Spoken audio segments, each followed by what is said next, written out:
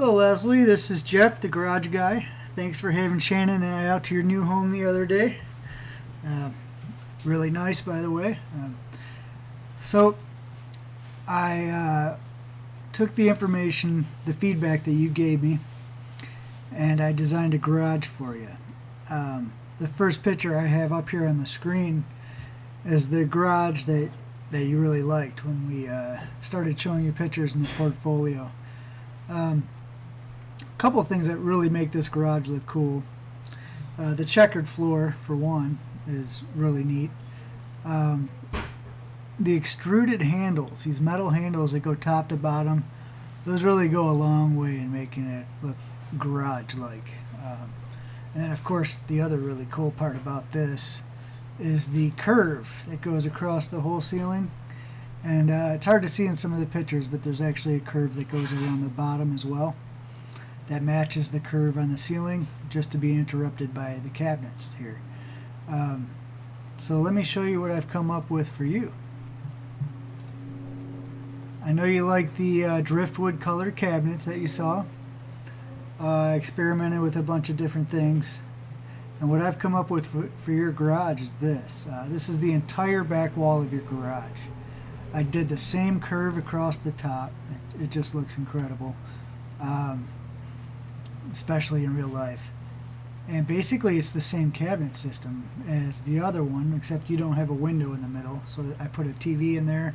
I can get rid of the TV and fill that in with cabinet space, or if you have a different idea, I can do that as well. But so basically I just wanted to, the design, that garage turned out so well. There's very little I'd ever change about it. So now I'm just adapting it to maybe some colors that you might find better. But yeah, this turned out really nice. Let me see if I can get you a different angle of this here. Here we are, looking from the top a little bit. What I did for your floor was I did larger tiles than in the garage you saw the other day. Now, those tiles were 12 by 12 tiles. I haven't tried these tiles yet, but they're 18 by 18. And I thought it'd be a really neat thing to make the tiles the silver color that you saw checkered with white. That would tie in with, you know, white store wall and the gray and the cabinetry. I know that'd be a really neat color combination. I'm not going to say white's the easiest color to keep clean. I never owned white in my garage. But I have visited that black and white garage months after it was done, and the white does have a cleaner look than the black does.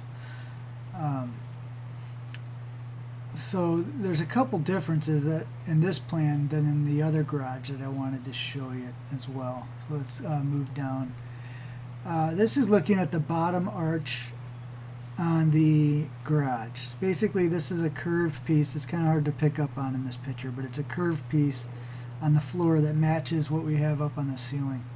In this garage, you stepped onto this and you could reach the stuff on the walls, you know, whatever you hang there. In this case, he has a lot of kids and he's hanging, you know, bikes and helmets and things like that. I want to do yours a little bit different. I want this store wall here to follow the same curve that's on the ceiling and the floor, and just be set back a couple of inches.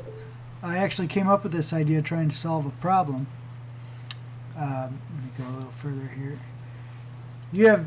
This is a top view of your back wall, kind of zoomed into the top of these cabinets. I moved the arch back so we could see this. You have a protrusion in your wall right here. I thought, well, what could I do to make that look nice? And that's when I decided, you know what, it would look really cool to curve this store wall along with the curve of the arch. Now, in the software, I just simply can't curve this in the software. But in real life, I will be able to curve this store wall. And what it's going to do is it's going to create this illusion that your whole back wall is curved, and these cabinets are actually set into the back wall. I think it'll look absolutely incredible. And then you know, the neat thing is you won't have to step up on here to reach things. I don't imagine you'd be storing too many large items here. Probably just things that look really nice. You can store some of the deeper, bigger items on the other walls on the pinstripe going around the garage. So yeah, that's the one thing I'm not able to capture in the software is the actual curve of this and the curve of the store wall. So if we could just use our imagination on that a little bit, I think that would look really cool. Let's look at a couple other aspects of this. Okay, this is the original black and white garage in Westchester. If you look over on the right side of the screen, you see this column that matches the top and bottom cap.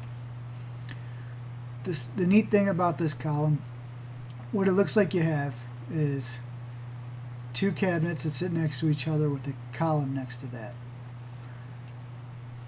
Let me get you a different view. You got your two sets of cabinets and the column here.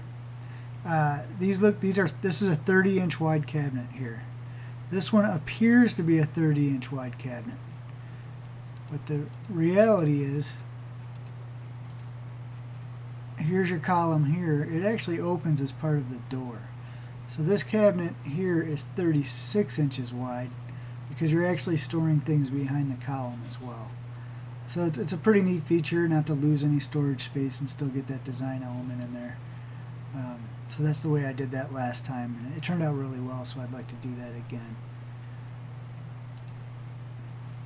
Here's a couple other things we did in that garage, and you can just let me know if you like these ideas or not.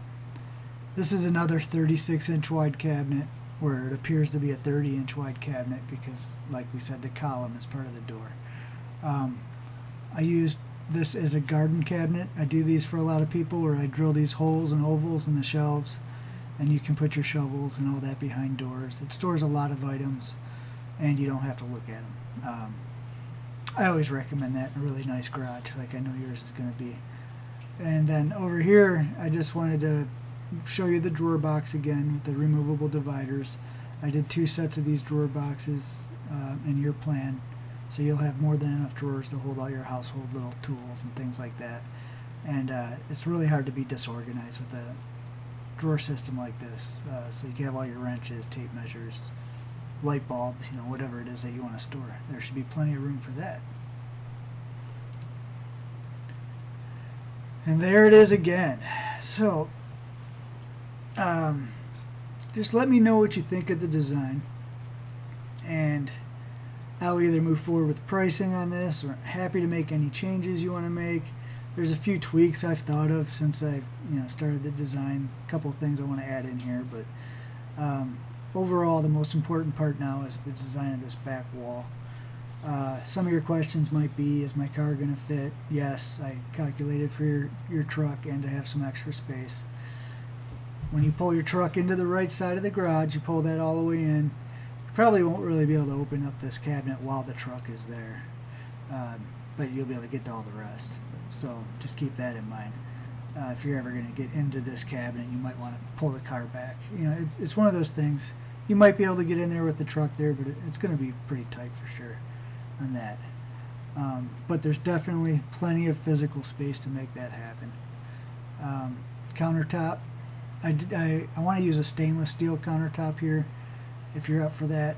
It's a little more expensive than a laminate top, but obviously it will last forever, and it looks really nice up against these extruded handles. So once again, let me know what you think. I look forward to hearing back. Talk to you soon.